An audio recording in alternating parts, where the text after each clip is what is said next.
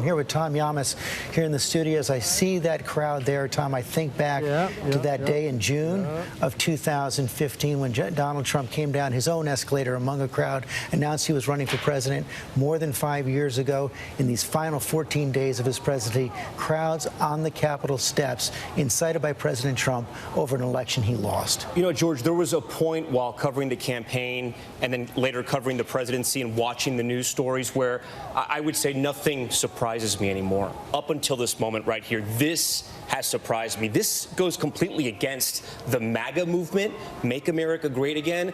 A lot of times they were protesting against anarchists. What would they call this? They've breached the Capitol. This is anarchy in the making. Yes, you have the right to protest, but the rules have been broken now. The lines have been blurred. Going back to that campaign, Jeb Bush, who didn't last a long time in that campaign, said Trump would be the chaos candidate and the chaos president. And that's exactly what's happened. He was a chaos candidate. He turned into a chaos president. We covered all the things he said, all the things he did, the way he governed. But to end the presidency like this, and again, I say I'm surprised, but I really shouldn't be, because after he loses the election, he blames that the election was rigged without facts. After he loses in Georgia, the 2 Senate races last night, we're now talking about what's happening in the Capitol right now. It's from crisis to crisis, and that's been the entire presidency so far. And I also wonder about the Republicans tonight that were making the objections, George. You know, if you take a cynical view of politics, you'll say a politician's first day in office is to get reelected. There are a lot of Republican senators who put a lot of political gamble into President Trump and raising these objections tonight, and they're also responsible for what we're seeing at the Capitol. And I wonder how this plays out in 2 weeks, in 2 years, in 4 years. Tom Yamas, thanks very much. Mary Bruce, we know the leadership has been evacuated to secure locations, perhaps inside the Capitol. Are you getting anything more? And I understand if it's hard to get anything now from your sources about where they believe the situation stands, what they are doing to get it under control. Yeah, George, well, we don't obviously know where leadership has been whisked off to. They are keeping that pretty tightly closed because, for safety reasons, of course. Many lawmakers are still on the Capitol premise, though, of course. We have learned, we should say, that the Vice President-elect Kamala Harris is safe. We are told she, of course, was on the Hill as well to observe these proceedings today. And I have to say, we're learning also from the pool reporter. That's the pool that we set up to share information during this pandemic. Has reported that protesters are on the 3rd floor of the Senate. They are now walking door to door, shouting, "Where the blank are they?" as they go looking through offices. We've also learned that from the pool reporter that one of the protesters breached the Senate chamber, was up on the dais yelling that, quote, Trump won that election, a sight that is just hard to imagine, and yet this is what is happening right now.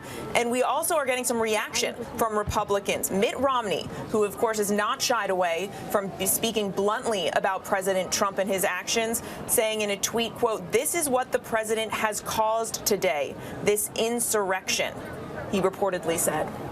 A reaction from Republicans. Mary Bruce, thanks very much. I want to go back to Martha Raddatz on the streets of Washington, D.C. The reinforcements are coming.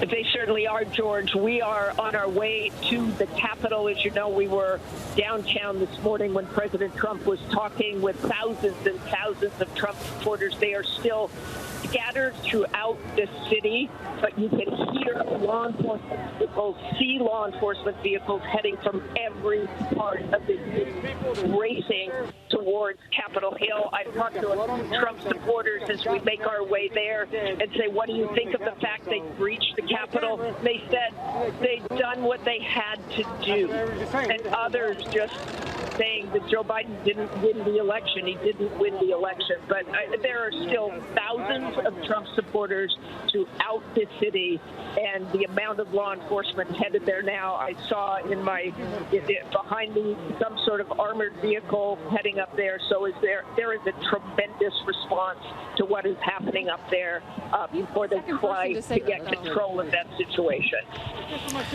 Pierre Thomas, Chief Justice, thank you, Martha. Pierre Thomas, Chief Justice correspondent. As we're seeing these pictures unfold now, you see it appears that tear gas has been used near the Capitol right there. And are we in a position now to say that, again, something we would never imagine we'd have to say, that the National Guard may have to be called in to protect the United States Capitol? Well, that is going to be looked at, George. What we can tell you is that the Secret Service and the Federal Protective Service are en route to help support the Capitol Police. We're also being told the FBI is going to play a role here today. This is just incredible to witness. The notion that they allowed this many people to get that close to the Capitol with such a contentious procedure underway is going to be investigated thoroughly. But right now, George, it's a scramble just to get enough personnel up there to control the situation. We've not yet heard from the Attorney General in terms of what he is doing about the situation. Again, it's all hands on deck to get to the Capitol and try to get the situation under control.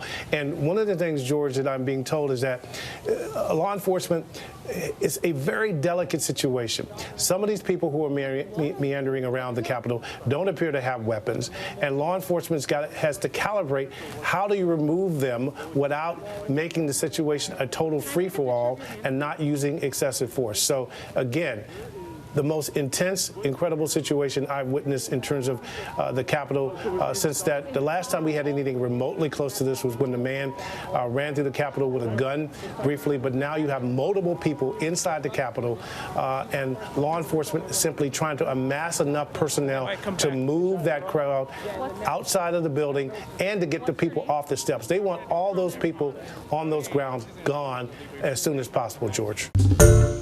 Hi, everyone. George Stephanopoulos here. Thanks for checking out the ABC News YouTube channel. If you'd like to get more videos, show highlights, and watch live event coverage, click on the right over here to subscribe to our channel. And don't forget to download the ABC News app for breaking news alerts. Thanks for watching.